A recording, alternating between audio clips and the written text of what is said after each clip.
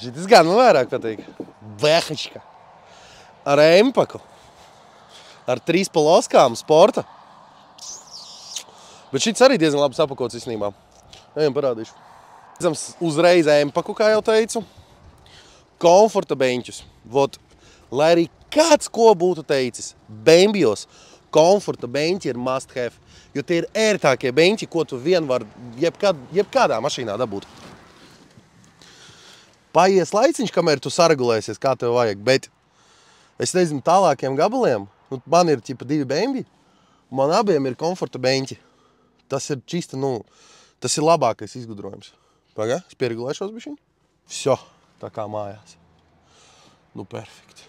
Tu prosto sēdi un tev tas beņķis no visām pusēm tevi apskauž. Viņam ir head-ups. Projekcija uz stikla. Nevajag skatīties uz spidometru. Skaties taisni un redzi cipariņus. Kluri. Braucam. Izvizināšu. Glāzīšu turētāji. Halā. Var tā dzert kafi un tā ielikt.